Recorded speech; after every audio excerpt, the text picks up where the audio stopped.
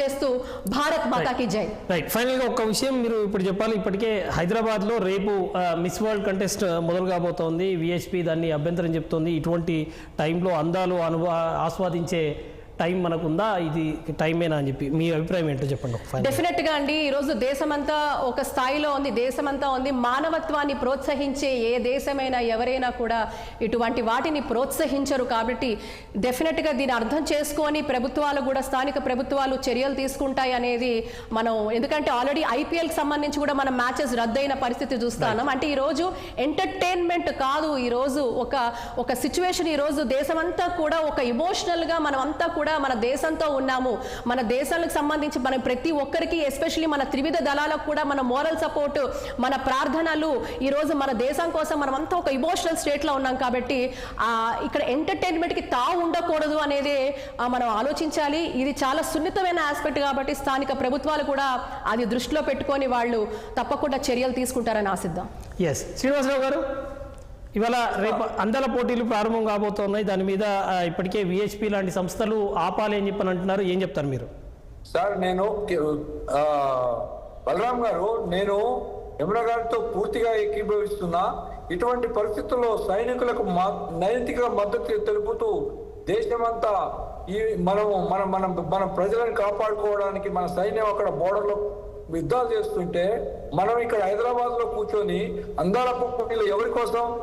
అందాల పోటీలు ఎవరి స్పాన్సర్ల కోసమా, లేకపోతే ప్రభుత్వాల కోసమా, లేకపోతే ఎవరైనా జేబులో డబ్బులు నింపుకోవడం కోసమా? అసలు ఏమన్నా మనం బతి ఉండే మనం చేస్తున్నామా? అలాంటి పరిస్థితి విశ్వ హిందూ పరిషత్ కరెక్ట్ గా వాళ్ళు అబ్జెక్ట్ చేసింది. అలా ఒక విశ్వ హిందూ పరిషతే కాదు, దానికి ఒక్కటికే రెస్పాన్సిబుల్ ఉందా? ప్రతి పౌరునికి రెస్పాన్సిబిలిటీ ఉంది, ప్రతి స్త్రీకి రెస్పాన్సిబిలిటీ ఉంది. తెలంగాణ ప్రజలు ప్రత్యేకంగా ఇక్కడ మనం దేశమంతా బోర్డర్ లో యుద్ధ మేఘాలు కమ్ముకుంటుంటే, సౌత్ లో ఉన్న హైదరాబాద్ లో మనం అందాల పోటీని వీక్షిస్తామా టీవీల ముందు కూర్చొని? కాబట్టి ఈ కరెక్ట్ చర్య కాదు. ప్రభుత్వం ఆలోచించాలి. అది ప్రభుత్వ పరంగా చేయడం అనేది ఇంకా అసలు మన మనోభావాలను దెబ్బతీయడమే తప్ప మనం ఎలాంటి దీనివల్ల వచ్చి ఒరిగేది ఏం లేదు. కాకపోతే ఇంకో సంవత్సరానికి పోస్ట్ పోన్ చేసుకోండి, లేదంటే వేరే దేశంలో పెట్టుకోమనండి. కానీ ఈ దేశంలో అలాంటి పోటీలు, ఇటువంటి పరిస్థితుల్లో, అత్యవసర పరిస్థితులు ఉన్న పరిస్థితుల్లో ఇలాంటి అందాల పోటీలు పెట్టుకోవడం అనేది చాలా చాలా చాలా మంచి పని కాదని మేము సవివరంగా తెలియజేసుకుంటాం. యమున గారు, ఫైనల్ గా మనం క్లోజ్ చేయాల్సి ఉంది. ఒక్క మాటలో చెప్పాలనుకుంటే మొత్తం ఎపిసోడ్ మీద మీరేం చెప్తారు? ఒకటండి, ఈరోజు పాకిస్తాన్ లాంటి ఒక అది శత్రు దేశమనే చెప్తాను. వాళ్ళకి ఎటువంటి నీతి, నిజాయితీ, న్యాయము, ధర్మం అనేది ఏ కొసైనా వాళ్ళకి లేదు.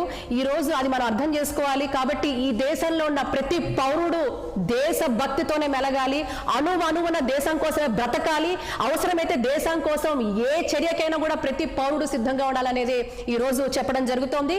కాబట్టి సోషల్ మీడియా వదంతులు నమ్మొద్దు. ఈరోజు మనకు ఒకటే కావాలి, ఈరోజు మతిలేని చర్యకు వాళ్ళు పాల్పడ్డారు, మతం రంగుతో ముందుకొస్తున్నారు. తప్పకుండా ఈరోజు నాకు తెలిసి ఈ భారత్లో ఉన్న ముస్లిం అందరూ కూడా దేశభక్తులు అని 100% వాళ్ళు ప్రూవ్ చేసుకుంటారు. భారత ముస్లింలు కూడా పెద్ద ఎత్తున ర్యాలీలు చేయాలి, పెద్ద ఎత్తున నినాదాలు చేయాలి అగేన్స్ట్ పాకిస్తాన్. వీళ్ళందరూ కూడా వీళ్ళందరూ కూడా దేశభక్తులే అని చాటాలి. దేశం కోసం మేము ఉన్నామని వాళ్ళు చాటి చెప్పే ప్రయత్నం ఈ భారత ముస్లింలందరూ, సోదరులందరూ చేస్తారని ఆశిద్దాం. శ్రీనివాసరావు గారు, ఫైనల్ గా ఒక మాటలో చెప్పాలంటే ఏం చెప్తారు? భారతీయ సేనాకి జై, భారత్ మాతాకి జై, జై Hind. Sir, thank you sir. Bharat మాతాకి జై. ఏదేమైనా ఇవాళ డిబేట్లో పార్టిసిపేట్ చేసిన యమునా పాఠక్ గారు, శ్రీనివాసరావు గారు, అదేవిధంగా ఫరూక్ షుబ్లీ గారు, అందరికీ ధన్యవాదాలు. ఒకటి వాస్తవం, ఖచ్చితంగా పాకిస్తాన్ మతం రంగు పూసి